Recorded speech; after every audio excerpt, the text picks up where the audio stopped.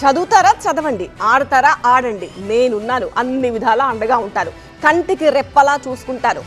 ఒక్క అంబేద్కర్ ప్రపంచానికి దిశానిర్దేశం చేస్తే తెలంగాణలో 100 మంది అంబేద్కర్లను తయారు చేసే సత్తా తనకుందన్నారు సీఎం రేవంత్ రెడ్డి. హైదరాబాద్ ఎల్బీ స్టేడియంలో యంగ్ ఇండియా ఎడ్యుకేషన్ కిట్లు పంపిణీ చేసిన ఆయన విద్యాశాఖపై ఇంట్రెస్టింగ్ కామెంట్స్ చేశారు.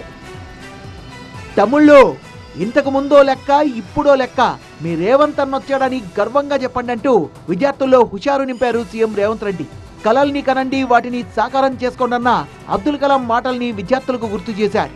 ఎలాంటి ఉన్నత విద్యను అభ్యసించాలన్నా ధైర్యంగా ముందుకెళ్లండి అంటూ హామీ ఇచ్చారు. IIHM స్టూడెంట్స్ ప్రపంచం మొత్తం ఉద్యోగాలు చేస్తూ లక్షల్లో జీతాలు సంపాదిస్తున్నారు. ఇప్పుడే చేరండి international institute of hotel management.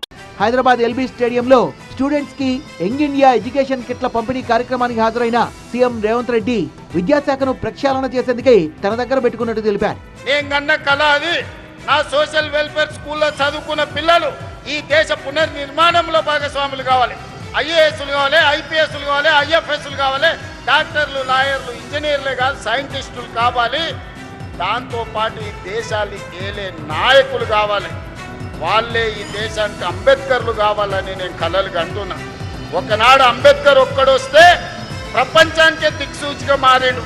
ఈ రోజు తెలంగాణ రాష్ట్రం నుంచి నా దళిత బిడ్డలు, నా బలైన వర్గాల బిడ్డలు, నా గిరిజన బిడ్డల నుంచి 100 మంది అంబేద్కర్లు వస్తే ప్రపంచాన్ని మార్చగలిగిన శక్తి మీ దగ్గర ఉంది. విధ్వంసమైన విద్యా వ్యవస్థను వికాసం వైపు నడిపించాలని నిర్ణయించామన్నారు సీఎం రేవంత్ రెడ్డి.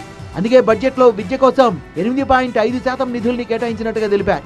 విద్య కోసం ఏకంగా 26,600 కోట్ల రూపాయలు ప్రభుత్వం ఖర్చు చేస్తోందని, అది ఖర్చుగా కాదు భవిష్యత్ తరాల కోసం పెట్టుబడిగా చూస్తోందన్నారు. మీకు కావాల్సిన అన్ని వసతులు ఇచ్చే బాధ్యతగా మీ రేవంత్ అన్న తీసుకుంటాడని చెప్పి మీ అందరికి మాట ఇస్తున్నా. మీ సోదరుడు ముఖ్యమంత్రిగా ఉన్నాడు ఇవాళ తెలంగాణలో.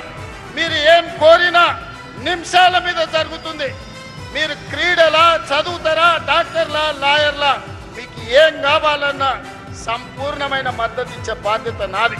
మొత్తంగా 27.50 లక్షల మంది విద్యార్థులకు యంగ్ ఇండియా ఎడ్యుకేషన్ కిట్స్ అందించామన్న సీఎం తెలంగాణను ఎడ్యుకేషన్ హబ్ గా, స్పోర్ట్స్ హబ్ గా తీర్చిదిద్దడమే లక్ష్యంగా ముందుకెళ్తున్నట్టు స్పష్టం చేశారు.